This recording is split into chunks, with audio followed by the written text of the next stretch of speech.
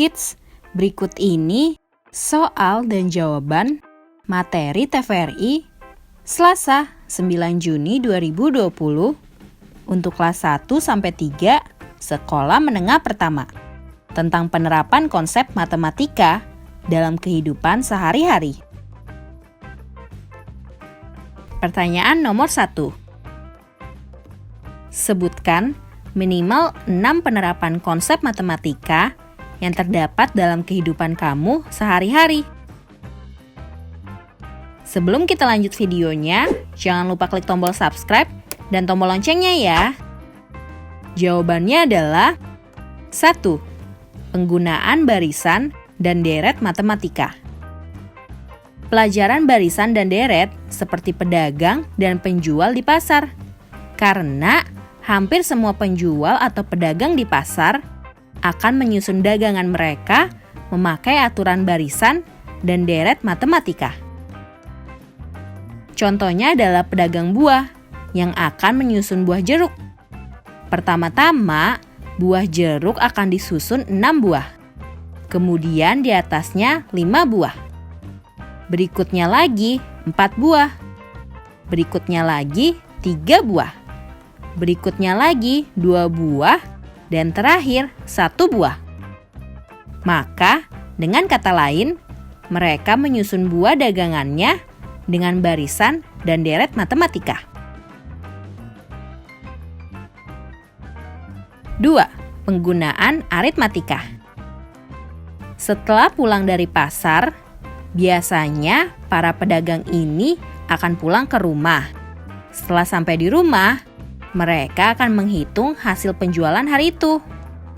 Mereka akan menghitung apakah jualan hari itu untung atau rugi.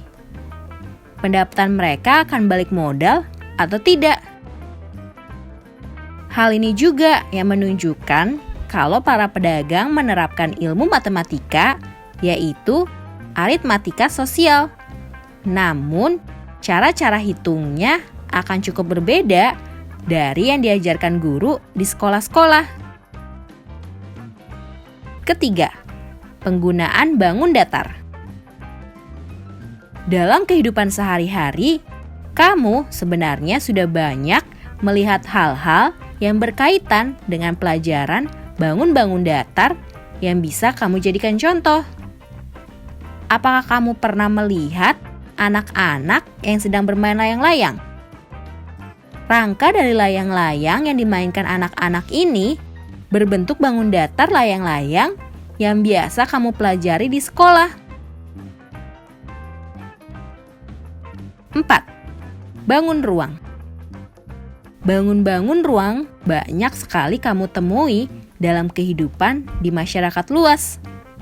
Misalnya, ketika seorang buruh bangunan sedang membuat bak mandi dengan panjang 3 meter, lebar 2 meter, dan tinggi 1 meter. Hasilnya ini menunjukkan kalau ada bangun ruang yang dibuat.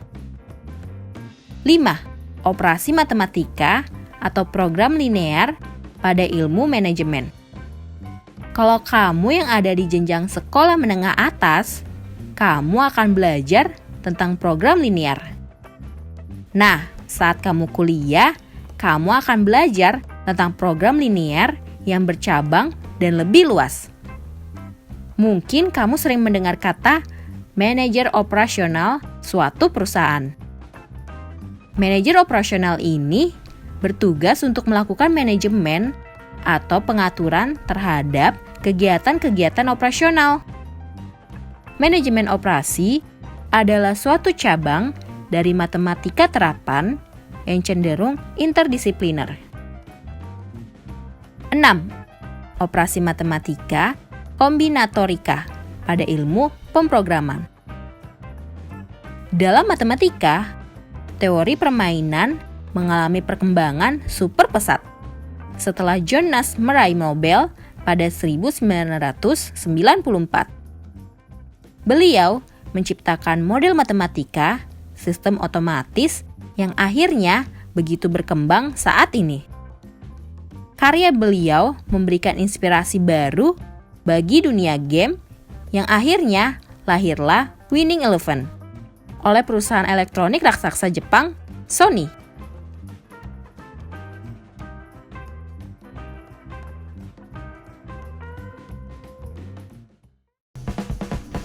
Sampai di sini dulu ya videonya. Jangan lupa like, komen, subscribe, dan share ke teman-teman lainnya ya kids. Bye-bye!